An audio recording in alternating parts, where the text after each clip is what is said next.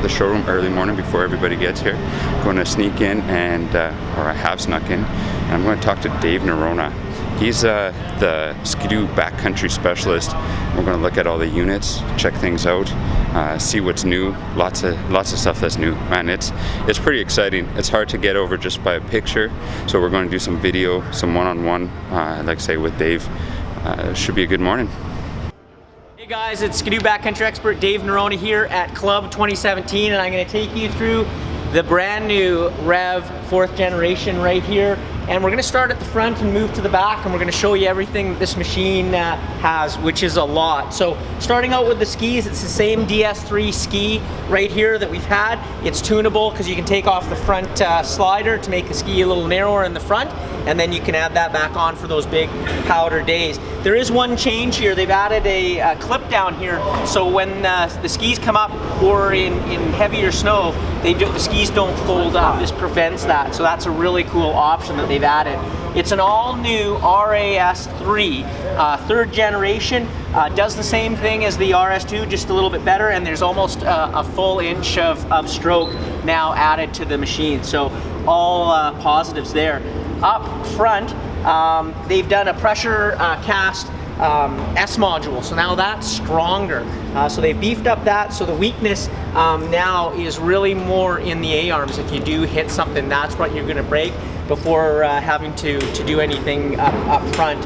And you'll see more in the frame cutaway, and we'll talk about the engine when we talk to Rich. The front end of the machine, or the side panels, have been actually narrowed by 2 inches on each side. So when you're standing on the machine, you really will notice everything is way more narrow. Has a larger glove box up here, and as well as a different digital readout. So people are looking at this going, wow, that's really minimal, but you can add whatever you want, your tack or things on here, and it's really easy to see. And of course it's lying flat, so you're right there.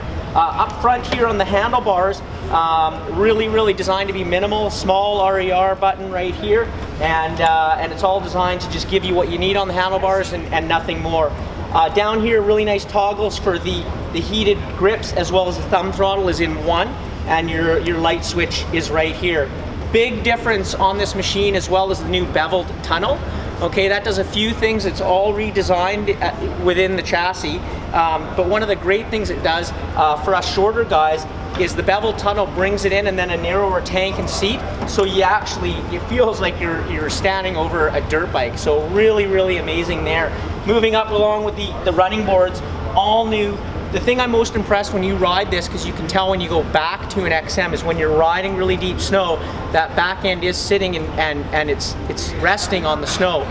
The snow, just, you look down on these boards and it's running through there like a cheese grater. These new boards just work really well, and that adds to actually how fast the machine is. The snow gets evacuated out of the back of the tunnel because it's changed in the back, as well as through the running boards. It just adds to giving that feel of more horsepower, which the machine does have.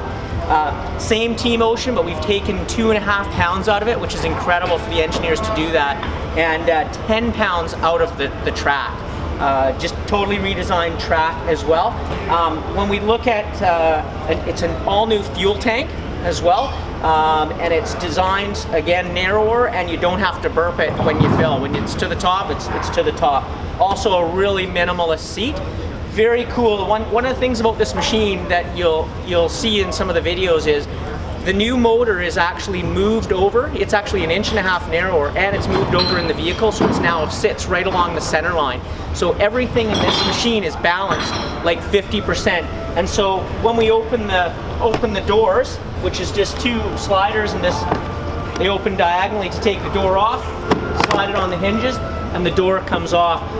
You're going to see the clutch cover here, as well as the oil is now moved to this side. It's all designed so that it's better balanced on the machine to give you that precise and agile feeling. Our new the new tan right here, which we lost 3 pounds right there. Moving back along here, again talking about this tunnel, totally redesigned heat exchanger. So it's sandwiched between the aluminum, so it's way more efficient. Also carries less coolant, so it is lighter. Very, very cool. One big question that a lot of people have is what's going to be the difference between an X model and an SP, an in-season? And really, it's the shocks. They're rebuildable on the X and non-rebuildable on the SP, but they're the same shock, same valving.